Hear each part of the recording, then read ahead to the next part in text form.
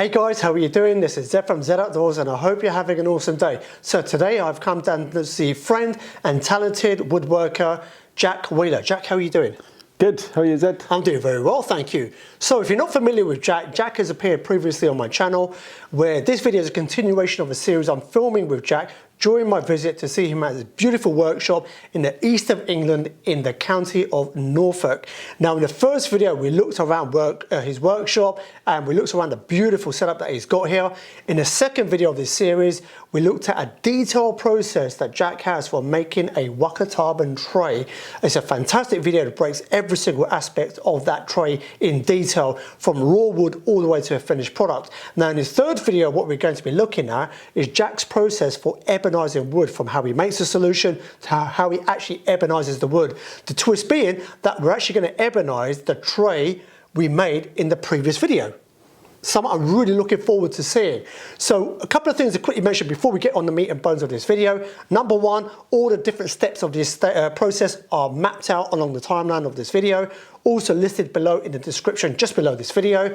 On the left hand side you see all the times. YouTube has a very cool feature. If you click on that time it will jump straight to that section. This video is meant as a guide and reference to you. So like I said, all the different steps of this process outlined below, and I'm going to put links below to the previous videos that we filmed in this series. Number one, the workshop tour. Number two, how to carve a Wakatarbin tray. And now in his third video looking at Jack's process for ebonizing wood. And last but not least, without further ado, I will be putting a link below to Jack's website and his Instagram, and you can find out about the plethora of work that he gets up to. He makes, he teaches, he does everything on a full-time basis, and he's very well respected for the craft that he does. So in this video, like I said, we're going to look at Jack's process for ebonizing wood. So without further ado, I hope you enjoy the rest of this video.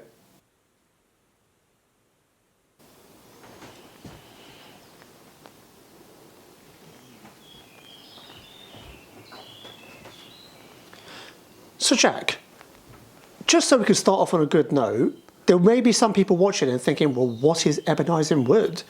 So for those who may not be familiar with the process, what does it entail? It's basically a process of staining wood by exploiting the natural tannin content in the wood using a homemade recipe to create something called iron acetate, and you just make this substance and then apply it to the wood, and the natural tannins react with it and create this dark, sort of deep bluey black stain. So you can use it on you can green or dry wood, and all woods have different kind of tannin content, so you'll get a different reaction using different woods. So what's the first step in the process in actually making the solution? So to make it, and there's different ways you could do it, but I've just used this, the first step is to get some of this, the finest grade of wire wool, steel wool that you can get just from your regular builder's merchant or anywhere. And the first thing I do is to wash it just in some regular washing up liquid. You can use the Eco one if you want to. And hot water, because it's got some, there's something in this that stops it rusting basically, and I think, but you could probably do it without doing that, but it just cleans some of that stuff out. So I'll wash it really well in a sink with hot soapy water, and then rinse it out, and that's step one. And then we move on to you just get an old jam jar. So this is step two now. Step two, get a jam jar. And then, you just literally put about that much is enough. You could probably put less, and you just put it in your jar, and then cover it with vinegar. You can more or less. You don't have to use organic cider vinegar. Any vinegar will work. I've used the whole range, and it doesn't really matter. The cider vinegar smells quite nice. Step two, you put it in your jar, cover it with vinegar, and then just don't leave the lid tight fitting, because it generates heat as the vinegar reacts with the steel wool. So you want your lid. This is some old solution I've made up. So you want your lid just sat on there basically, so that dust and crap can't go in. And how long would you typically leave that for? So I'd leave it, I've experimented with that, I've left it for as little as sort of a day and a half, 2 days, but I mean this is stuff I've probably made several months ago that's still in there and it's still doing its job. So probably like up to a week or something is ideal, but yeah, as little as 2 days, and you can just try it, and if it's not giving you the depth of blackness that you're after, then leave it for a bit longer. It's very much a game of, you know, I'm not going to give you an exact recipe here because I haven't got one. I'm just using trial and error really, but this works for me. And I believe off camera we spoke, and you said that you can also use things like rusty nails and things like that. Yeah, any steel content will basically generate the iron acetate solution that we're after to react with the tannins in the wood. And you can kind of demonstrate that with, if you get something like a piece of green oak and leave a wooden saw on it overnight, and maybe there's a little bit of moisture in the air or a bit of rain or something, you take that saw off in the morning and you'll have a perfect outline of a black outline of a saw, and a very rusty saw. So yeah, it shows you what it's doing. So that's step 2. So what's the next step in the process? So the next step is basically to use just a regular coffee filter paper, and just filter out all of so just get a second jam jar and filter out all of the muck and crap that's still in there, because you don't really want to be having little bits. This won't completely dissolve, but enough of it will have dissolved into the vinegar to do its job.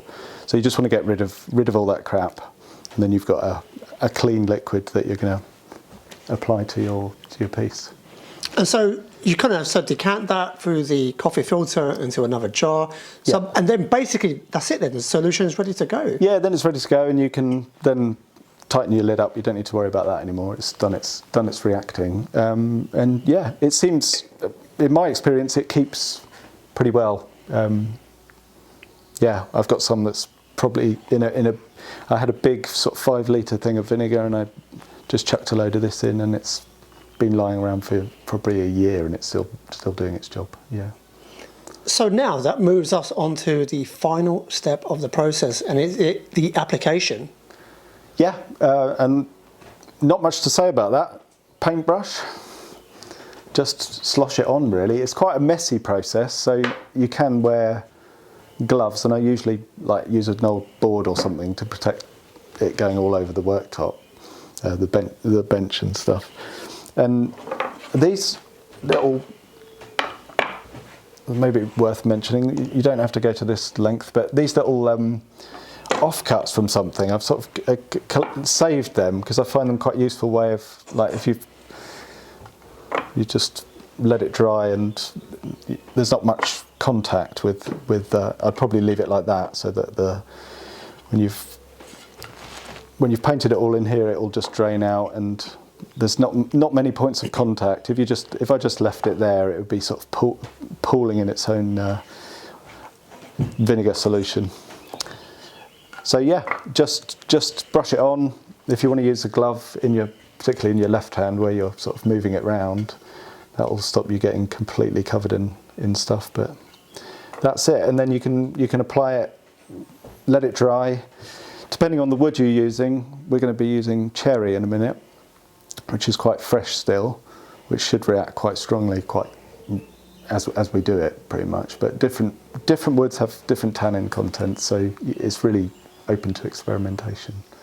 So with this tray, just to kind of reiterate for those that are watching, this is the tray that Jack taught in detail how to carve from literally a fresh piece of cherry that he split open all the way to this finished beautiful tray.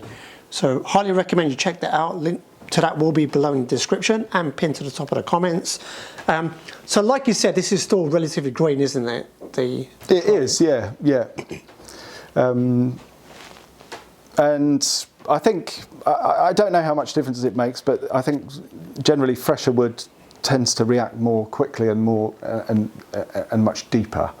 The other thing I could say is that you can actually add tannin content into wood artificially by using things like tea. Just make up a really strong tea, like half a dozen bags of tea in a cup, and then brush that on a few times, letting it dry between each coat, and then you'll be adding, if you want a deeper, blacker colour.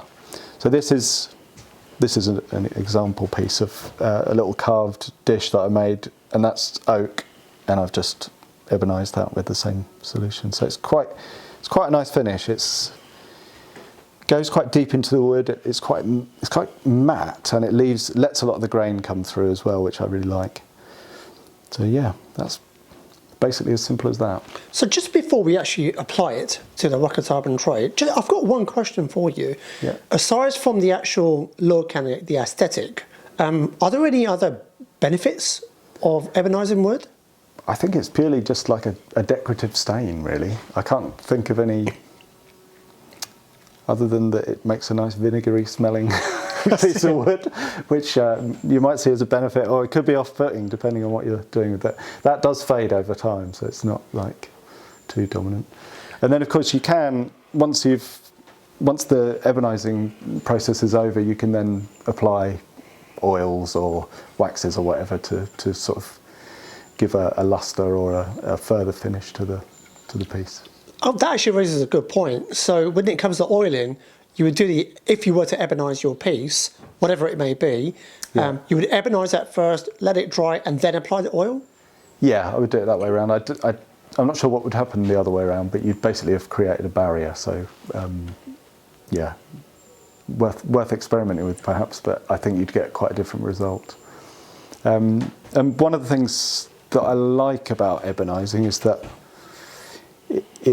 the solution reacts differently to different parts. So we'll probably see here that the end grain sections here will go very dark very quickly, whereas the side grain tends to have a lighter kind of finish to it, and I quite like that variation in depth and colour. So yeah. So, shall we begin the final step? Let's give it a whirl. I'm not going to put gloves on because I'm going to get messy. Just move these out of the way. So it's actually, this stuff doesn't have that much smell, maybe because it's been knocking around for a while. And this brush is one that I just use purely for ebonising. So you literally just slosh it on.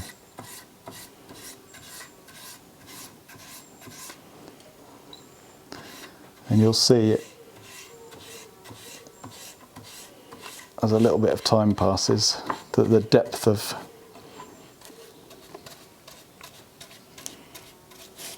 colour will deepen.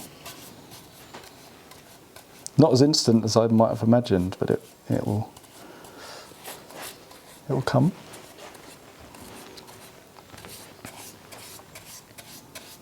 Just working it into all the little bits. Not rocket science by any means, but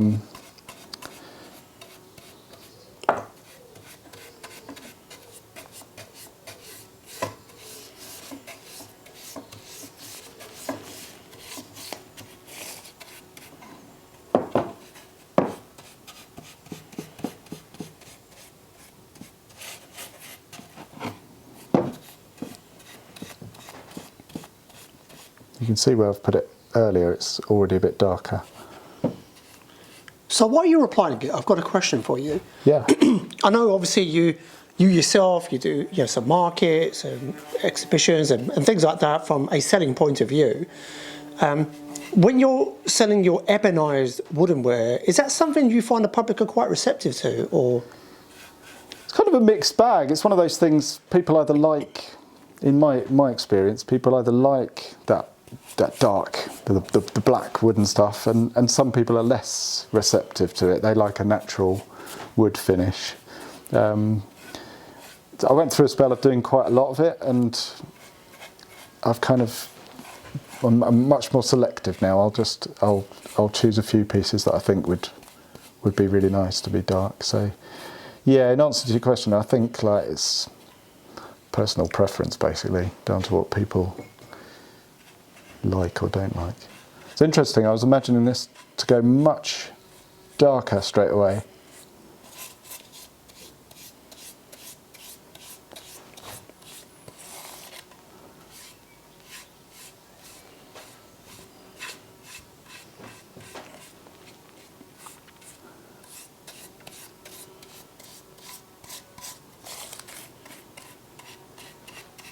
And I've just realised, actually, I've got another question.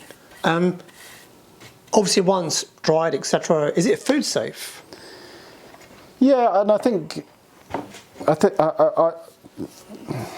know the sort of.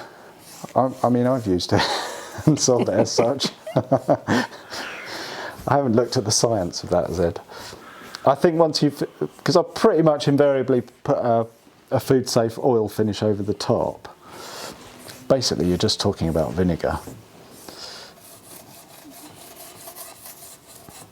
which we all happily put on our chips.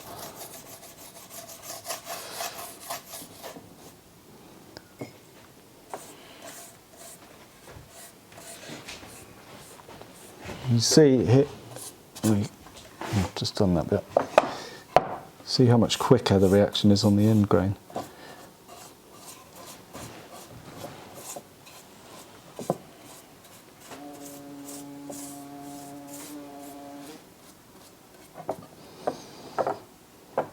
So then I would just leave it, and I suspect it's going to take a little while to deepen on here.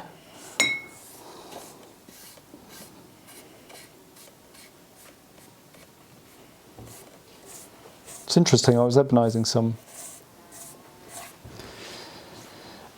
end grain cups that were cherry from the same tree, and they went really black pretty quickly. So you never can quite tell. So now I'll just leave that to dry, and then, you know, in an hour or so I'd look at it and see if I want it to go, if I want a bit more depth to it. I could still apply more tannin in by adding tea at that stage. I've sort of done a bit of that before. There's no hard and fast rules with it, you just play around with it. But even as it is, I actually quite like the colour of the stain on there. And do you wipe off the excess or no? Or don't get too hung up on that stuff really. I just basically I wouldn't leave it sitting like that because it will just pool in there. So I'd leave it with a tray or something, or a cup. I'd leave it upside down just to drain out. But no, I just let it sit on there, and that's it. Yeah, it's the whole thing. So that's it now. So basically, you just let this dry, and once again, like you said, if you want to darken it even more, just reapply the same process. Yeah. Otherwise, whatever point you're happy with, you just let it dry, and that's it. Yeah, that's it. That's it. And I find that it's actually quite a deep. It sort of penetrates quite deeply into the wood. So, yeah. The other thing about it that I like is that as it wears, it kind of. So on the tray, as you use it, it'll slowly wear through. But it does go into the wood quite deep. So on the high spots, on the ridges, as you use it and it gets worn there, it'll slowly sort of reveal a bit of the natural wood colour through, which I really like. I think. And that's actually darkening up, isn't it? It is. Yeah, you can see it darkening. I think it will go fairly dark, but I think it'll take a bit of time. And invariably, when you I usually will put another layer on because you almost always miss a little bit here or there, but yeah, so we're all good. Jack, thank you so much. Thank you. So there you have it, my friends. That is a wrap for this video. Jack, thank you so much. Thank you, Zed. It's been a pleasure. The pleasure was all mine. It's the first time I've seen the process in its entirety. And yeah, it was good to see the steps, even though it may seem pretty straightforward for people like myself. It's like, still have questions and whatnot. Yeah. But hopefully, yeah, we've addressed them in this video. So as a kind of quick final reminder, as I mentioned, this video is part 3 in a 3-part series. I filmed with Jack during my visit down to see his beautiful workshop here in the county of Norfolk. Video 1 was a tour around his workshop. Video 2 was a very detailed look at the entire process Jack uses to take a raw piece of cherry all the way to a finished Wakatabin tray. And obviously in the third video, we looked at the steps he takes to ebonize the wood. So, another thing I'm going to quickly mention is links below will be to those videos, but also I'm going to put a link below to Jack's website and his Instagram. And if you get any value from this video whatsoever, it means the world to me to head over to his Instagram, give him a like and a follow. And also you can check out his website about the work he gets up to, the items that he sells, the courses that he runs, tuition, etc. One thing I will ask of you is, if you do give this a go, no matter what piece of woodenware that you use this process on, if you post a picture of it on social media, and especially on Instagram and on Facebook, if you can tag Jack to let him know that, hey, you know, I follow this process, I ebonize my spoon or this or that or whatever, it will mean the world to us. It'd be really cool to see people taking this process that you've outlined and to see kind of what you do with it. So it would mean the world to us. Just give us a tag. It would be great to see. You know, I'm sure Jack would like to see kind of what you get up to and what you do with this process itself. So once again, Jack, I really do appreciate you taking the time out and to allow me to document your process. And guys, like I said, links to everything down below. And finally, this video has been timestamped into different sections to help facilitate you wanting to use this as a reference video as you move forward. And like I said, you know, links to everything down below. I highly recommend you check out the other videos if you haven't done so already. And I have many, many other tutorials on my channel that are definitely worth checking out. So that is a wrap for this video. Jack, a sincere thank you once again. Thank you, Jed. And guys, as always, I hope whatever you're doing, you have a blessed day, a blessed week ahead. From Jack Wheeler and myself, Zad Outdoors, peace out.